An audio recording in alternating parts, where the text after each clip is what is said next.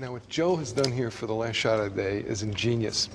It's getting dark, it's rainy outside, but Joe is simulating late afternoon sunlight. He's placed an SB900 strobe with a tungsten conversion filter outside on the street. Brad's watching it over it. He's using an SB900 on the camera as a master to trigger that flash. Now because of the angle of the flash, he's got some real specular light coming through here, and he's placed a couple of lights and a ladder here as shadow elements, and he's got the dancer bathed in this warm light, surrounded by these interesting shadows. Joe, that is a great solution to the miserable light, basically, we have out here, and creating drama. And who would have thought that light could throw so far? The light is amazingly powerful. I've worked with these units, and they continue to surprise me, I guess is what I'm saying, because that light is in the street, in the rain, in a plastic bag. I'm translating a signal to it. Exposure, all that information is being translated to the receiver out there in the street. It's flying back through this really huge window, creating the grid pattern, which is important. Distance is important when you're trying to create shadows, because the further the light source is from the shadow, the more clean and distinct the shadow is. If I had to put this light in here, the shadows would be all mushy, you know, you wouldn't have any definition to them. So the distance is key here. And what we did additionally, because I always am a big advocate of putting your light in a surprising place, and then I don't have a problem with throwing things in front of that light. Sure. Like the movie light that we have here, the ladder, we all drug those in and strategically placed them just to create a little extra shadow. Yeah, you know, I mean, why not? So what you've got is a warm colored light, you've got an undiffused light, and you've got it coming from an outside direction again. And again, using those three elements of control, color, quality, and direction, you've created a wonderful, evocative photograph. A few more, Melanie, and then we're done. We actually could call it a day at that point. Instead of just simulating the end of the day, why don't we do a few more frames and call it a day, all right? Because you worked very hard. All right, appreciate it. Here we go. How about a different move? Slightly different move, okay? And go. Beautiful.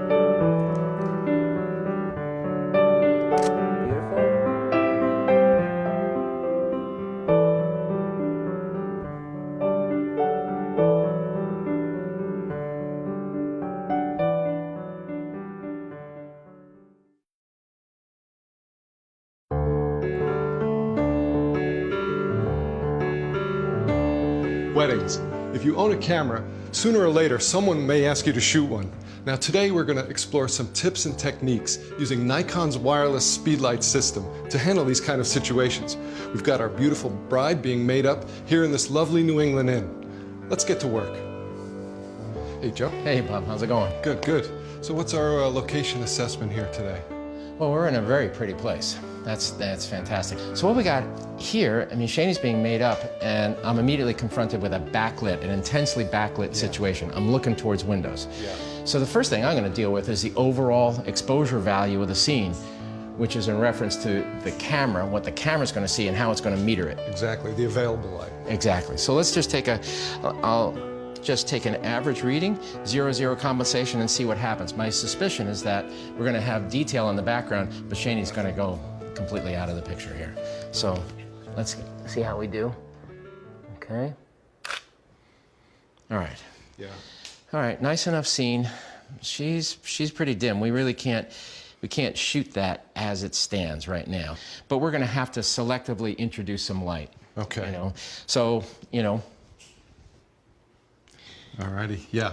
Just think of it as available light. It's in your camera bag. It's always available. So I'm going to give you this. Alrighty. All right, that's going to be your handheld. You got to program that to, let's go channel 1, group A. Cool. All right. I'll need a diffuser. All right, yeah, that'd be great.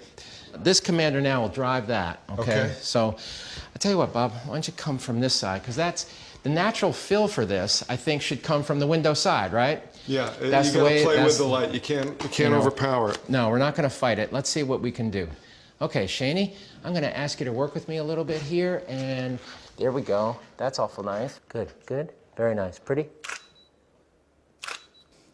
Joe, I noticed that you've changed lenses. You're not using the 70 to 200 anymore. What have you got on there? Well, I switched over, Bob, to an 85-1.4. And that lens is, it's extremely popular for weddings because you want that limited depth of field romance of the, you know, soft, you know, very pretty. And I'm actually coupling up or doubling up the softness by not actually shooting shading. I'm shooting her reflection in this old mirror, which is going to impart its own set of imperfections and might be a little dreamy and very pretty. Which is exactly what you want in this situation. Could you go back to the other eye? That kick of the head was beautiful. So there's one of our results, Bob. Yeah, and it's dynamite. It has such a lovely, soft feel. And I noticed that you were doing, you know, playing around with exposure compensation, EV compensation, and not really because anything was wrong, but you were getting different looks by using different flash and ambient light balances. I was going for kind of a light, open, airy feel.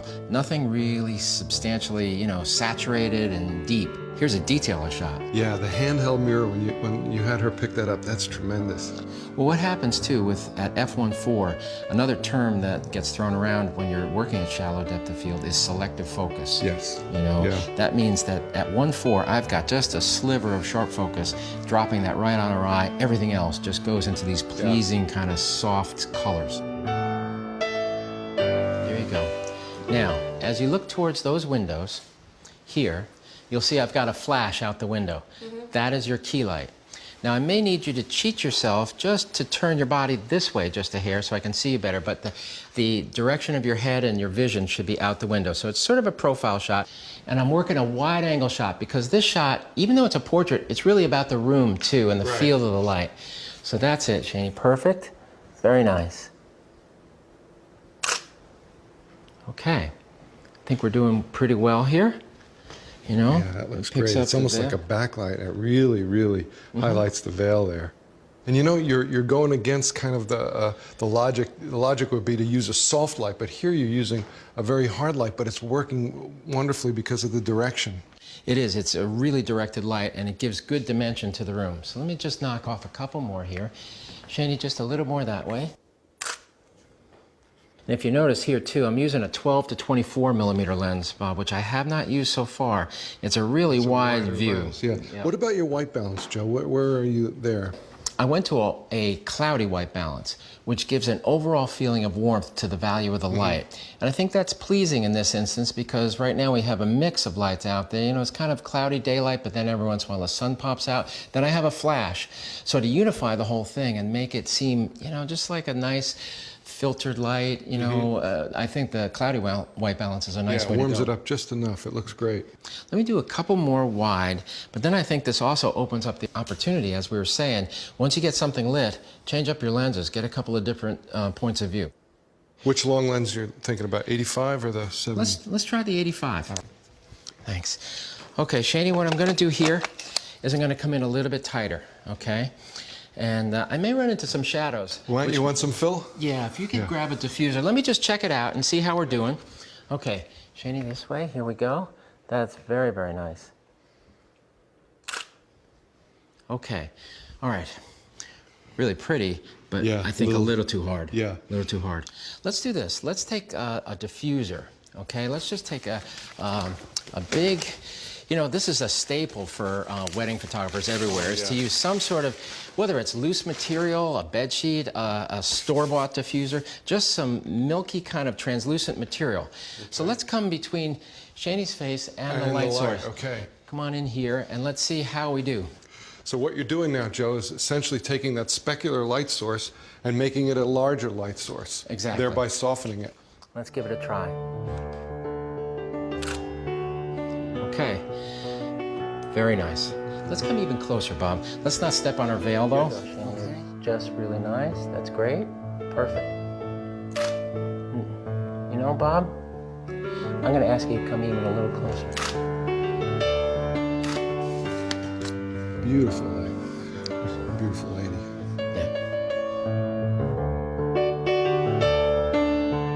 So, Joe, this is a classic situation for your three-quarter bridal portrait. What's your strategy here? Well, as always, in the back of my mind, moving fast. So use basic equipment, you know, shoot through umbrella, which I know is going to give me a nice soft light.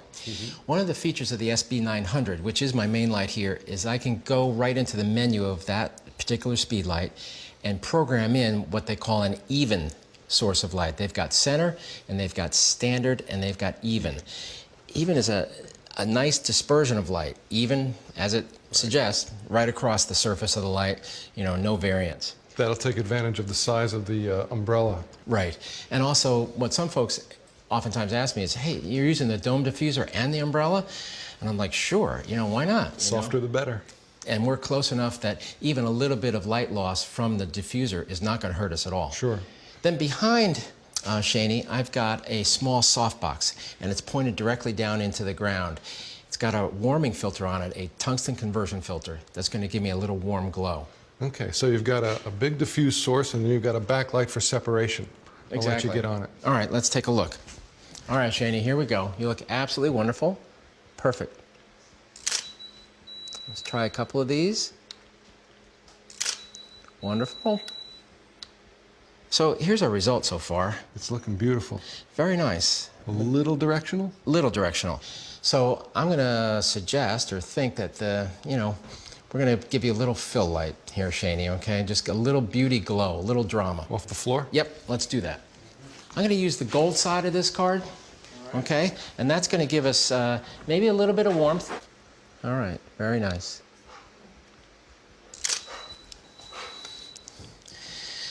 You know, I think we got a winner here. You got a winner. You know, if we look here, we go back to the last one. Yeah. See how that is? All those shadows under her eye, under the nose, all filled in with that golden glow, and she's actually, well, she's glowingly beautiful as it is, but now the light is as well. Yep. Okay, not an opportunity to be missed. Big smile, here we go. Stay with me now. My overall setting here for my my camera, I'm shooting fast.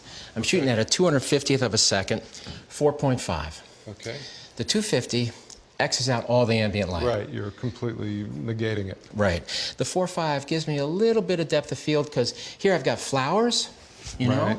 I've got the eyes, yeah. and you know, and the detail on the gown, the pearls. I don't want to go, in this instance, we've been working a lot at 1.4 with the 85 for that dreamy effect. Sure. For the formal portrait, Here you need to be a little deeper with your depth of field. The relationship of the main light to your fill. it's pretty interesting what's happening. I've got 3 groups now, A, B, and C, okay? A group, my main light, 0, 0, theoretically full strength. There's no compensation dialed in. Okay, B group, I'm running way low, minus 2.3. That's the backlight. Exactly, little bit of glow. All you need is a little separation. Exactly. But now the C group, I would have bet money before I started that I would have had to dial that down. Yeah, you'd think that. But, you know, here we are. I think it might be a function of the distance we have it. It's a little back from the main. It's spreading over that gold surface. And it's pitching in at just the right, you know, value. Could be that the camera is smarter than we are. No, that's not. Okay. No. All right. Come on. Go back to Don't work. Go let back to anybody- work. Good look. All right, let's relax for a second. So we've cropped in a little bit to the flowers, still have the portrait, and have a really nice expression on her. Let's see how we did in terms of, you know, just kind of covering in terms of sharpness. I think we're right there. Yeah, it's looking really nice. Boy, that low fill really makes a world of difference. It just puts that finishing touch on it. Very nice. I'm not sure we need to go further because we got to get her to the church. On time. Okay, now Shani, just look at me. Beautiful.